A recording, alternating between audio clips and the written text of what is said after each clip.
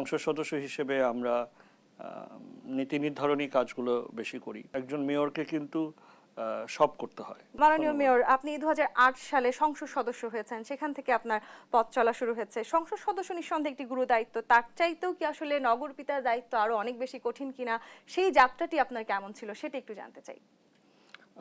অবশ্যই ধন্যবাদ আপনাকে এবং আপনার মাধ্যমে দর্শক শ্রোতা দেশ টিভির এবং সকল ঢাকাবাসীকে জানাই শুভেচ্ছা। আসসালামু আলাইকুম। অবশ্যই অনেক প্রতিকূলতা অনেক বেশি এবং মাত্রাটাও অনেক বেশি। আমি যখন সংসদ সদস্য ছিলাম ঢাকা 10 আসনে, ধানমন্ডি, হাজারীবাগ, কলাবাগান, নিউ মার্কেট এলাকায়, তো সেটা একটি আসন। আর ঢাকা দক্ষিণ সিটি কর্পোরেশনে হলো 8টি আসন, 8টি সংসদীয় আসন। তো এখান থেকে উপলব্ধি করা যায় যে কাজের মাত্রা। আর সংসদ সদস্য যে কর্মপরিধি, যে কার্যক্রম, আর মেয়র হিসেবে যে কার্যক্রম, এটারও অনেক ব্যবধান, প্রায় আকাশ পাতাল তফাতের মতো। সংসদ সদস্য হিসেবে আমরা নীতি নির্ধারণী কাজগুলো বেশি করি, আইন প্রণয়নটা করি, জনগণের সমস্যাগুলোকে আমরা চিহ্নিত করি, সেটা তুলে ধরি, সুপারিশ করি।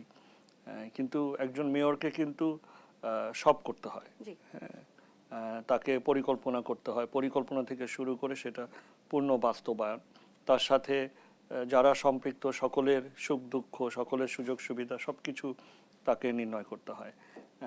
একজন প্রশাসকের ভূমিকা করতে হয়, আবার একজন নীতি নির্ধারণীর ভূমিকা পালন করতে হয়। এবং খুব সুন্দর করে আসলে শব্দটিতে উল্লেখ আছে নগর পিতা, অর্থাৎ একেবারে অভিভাবকের জায়গাটিতে আছেন আপনি।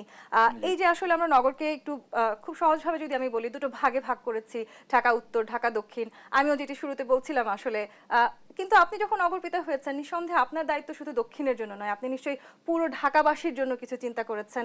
আপনি যেই সময় আসলে একজন মেয়র হিসেবে লড়াই করেছেন, সেই সময়টাতে আপনি খুব দারুণ কিছু কথা বলেছিলেন। আপনি সচল ঢাকা তৈরি করতে চেয়েছিলেন, আপনি স্মার্ট ঢাকা তৈরি করতে চেয়েছিলেন।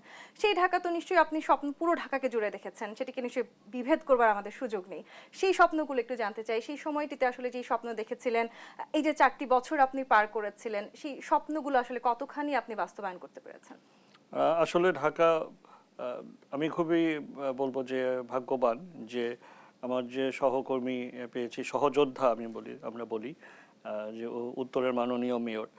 আমরা সব কাজই চেষ্টা করি একত্রিতভাবে পরিকল্পনা করে কাজগুলো করার, এবং বৃহৎ কাজগুলো যেটা পূর্ণ ঢাকার জন্য প্রযোজ্য বা প্রয়োগযোগ্য, সেগুলো আমরা সেভাবে সম্মিলিতভাবে করি।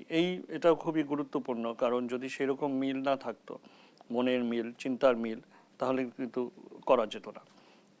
তো সেভাবে যে আপনি যে বিষয়টা বললেন যে সচল ঢাকার কথাটা, আমরা ব্যাপক পরিকল্পনা নিয়েছি। এবং আপনি জানেন যে একটি বিষয় একটু স্মরণ করিয়ে দিতে হয় যে আমরা যখন দায়িত্ব নিয়েছি, তখন কিন্তু করোনা মহামারী প্রকোপ আকার। আমার নির্বাচন হলো 1 ফেব্রুয়ারি, 27 ফেব্রুয়ারি শপথ, এর মধ্যে 26 মার্চ থেকে কিন্তু সব বন্ধ হয়ে গেল। না, বন্ধ হয়ে গেল, সেই সময় যাত্রাটা শুরু হয়েছে। আমি সেই 26 মার্চ সব বন্ধ হয়ে যাওয়ার মধ্যে আমি দায়িত্বটা নিলাম হলো 16 মে।